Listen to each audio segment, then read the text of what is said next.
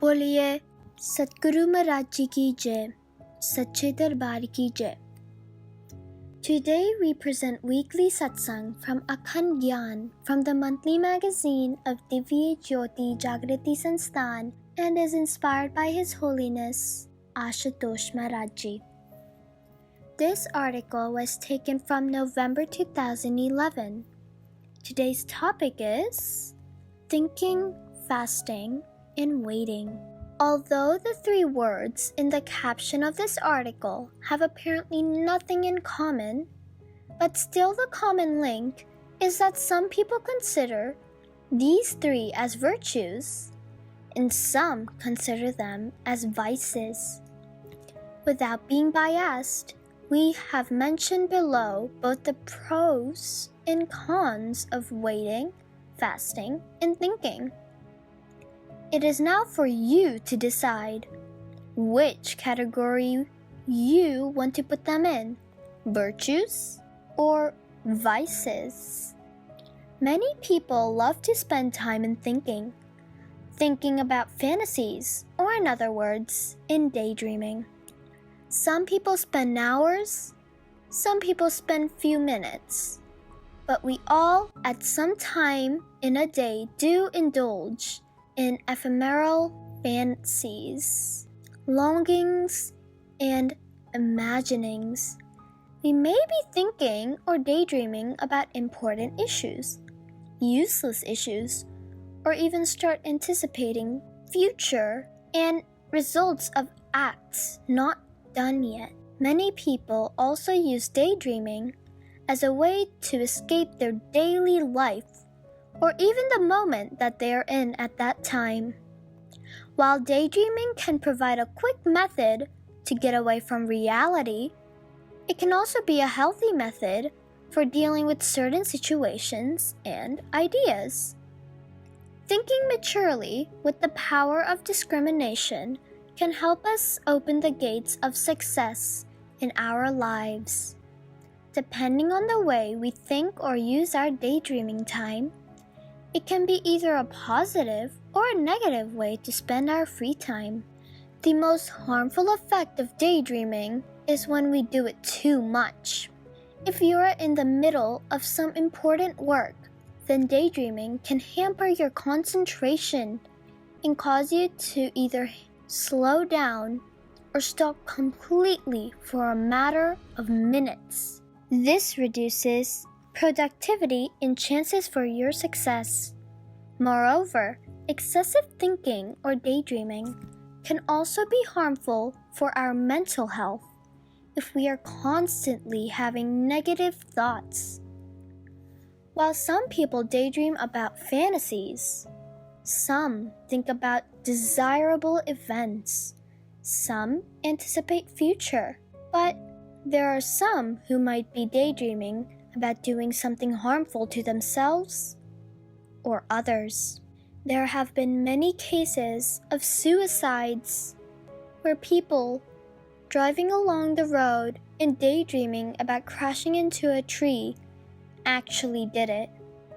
Sometimes these type of daydreaming fantasies can be rather involved with a great deal of detail. It then becomes almost like a plan rather than a fantasy. When it involves something that could cause harm, daydreaming is likely to be a detrimental quality. Daydreaming or thinking has its own positive aspects on our benefits as well.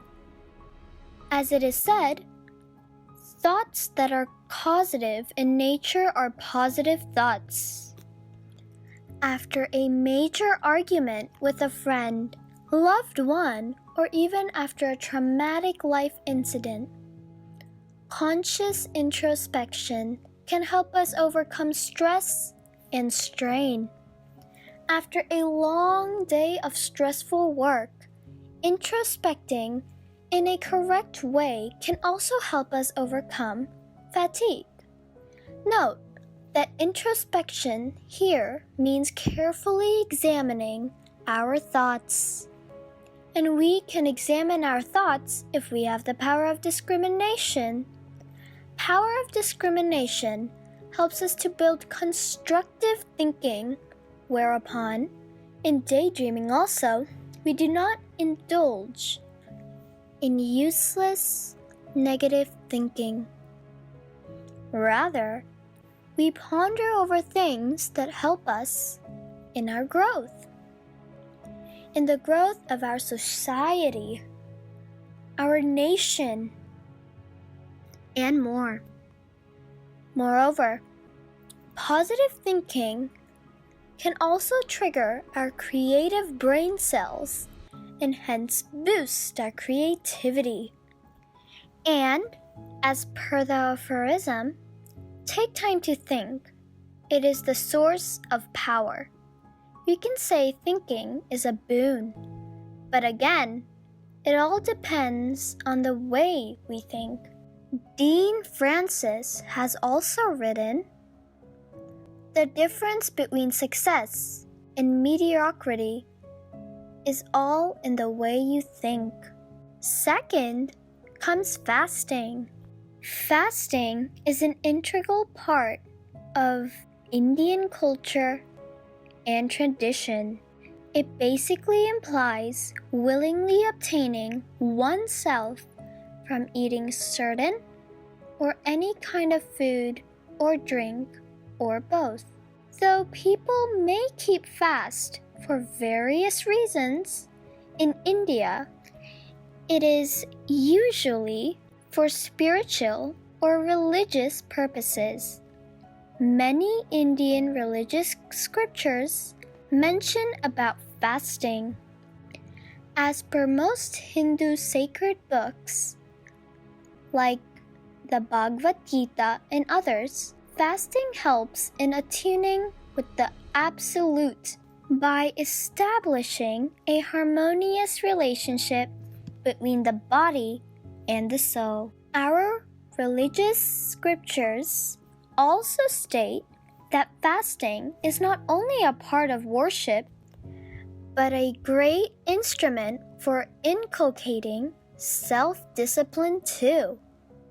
In medical context, fasting refers to the state achieved after digestion of a meal. A number of metabolic adjustments occur during the fasting, and many medical diagnostic tests are standardized to fasting conditions. As per doctors, fasting is an effective tool for detoxification of the body. Besides this, there are many who keep a fast solely for maintaining good health. To stay fit and look good, you will find many youngsters fasting. It is more like a fashion statement these days. Moreover, due to the distorted eating habits in today's times, a large number of people suffer from obesity. They spend so much on eating and then spend an equal or even more amounts in reducing weight. For them, fasting is a sure shot, safe way to reduce weight. Thus, fasting has both religious and medical significance. But don't forget the fashion trend attached to it. But we should not equate fasting with starving. Many youngsters, especially girls, in order to achieve perfect shape, starve themselves to death or end up in various health disorders.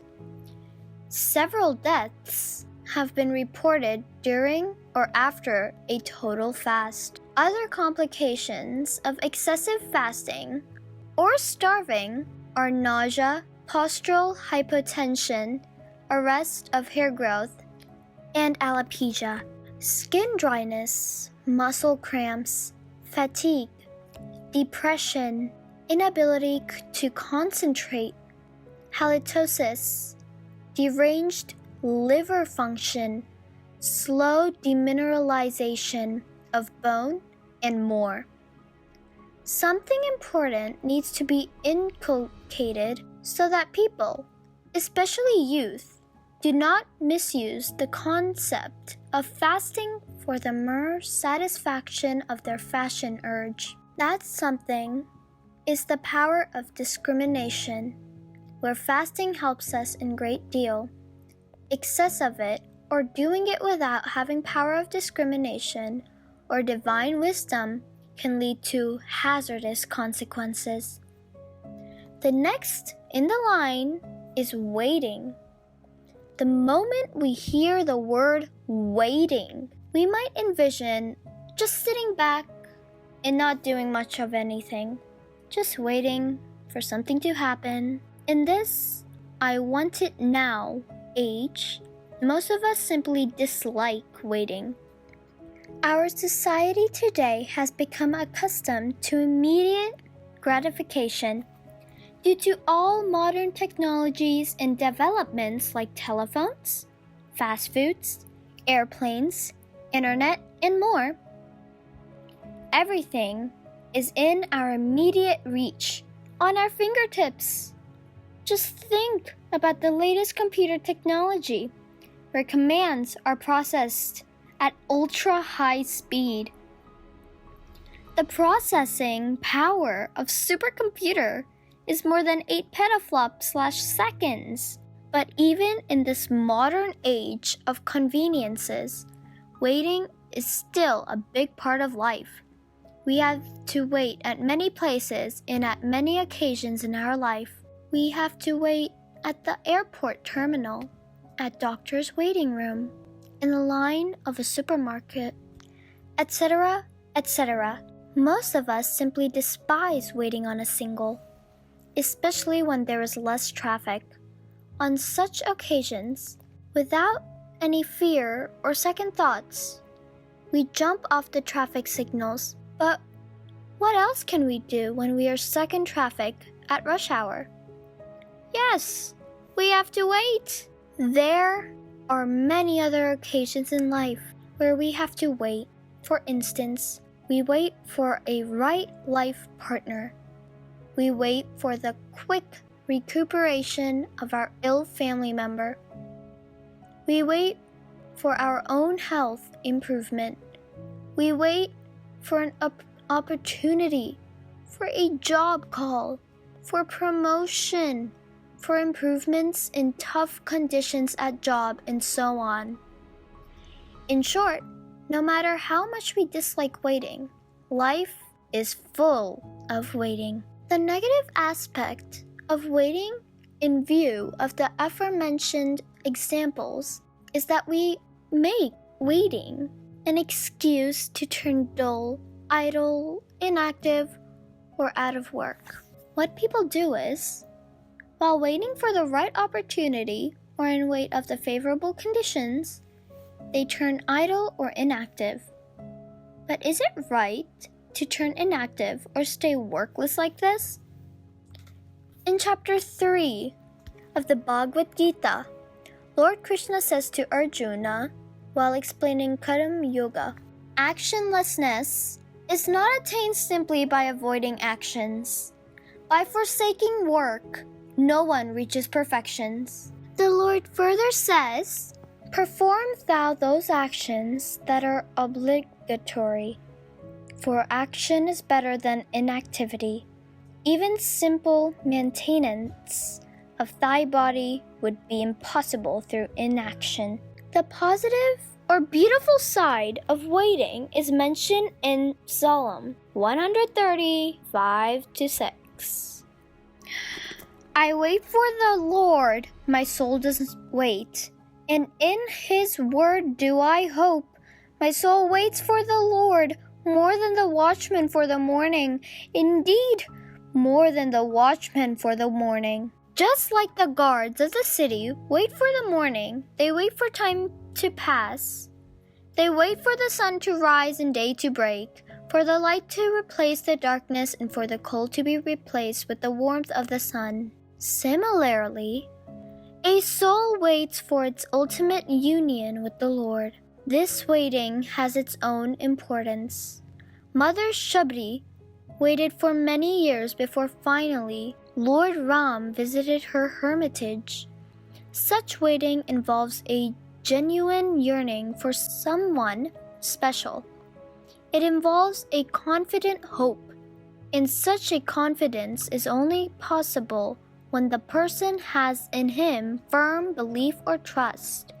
Besides that, it is the power of discrimination that infuses direction and enthusiasm in one's wait for someone/something in life.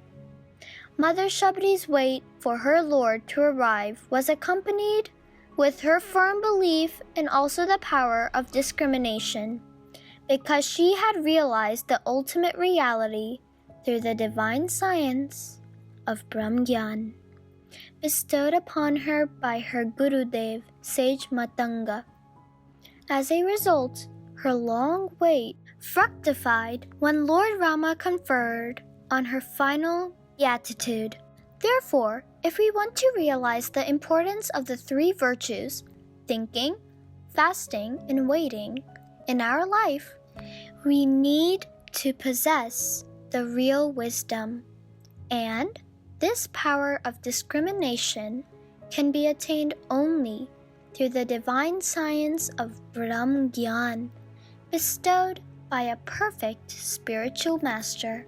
To read more such articles, please subscribe to our monthly magazine, Akhand Gyan, available in 3 languages, Hindi, English, and Punjabi. You can subscribe to the magazine by clicking on the link mentioned in the description.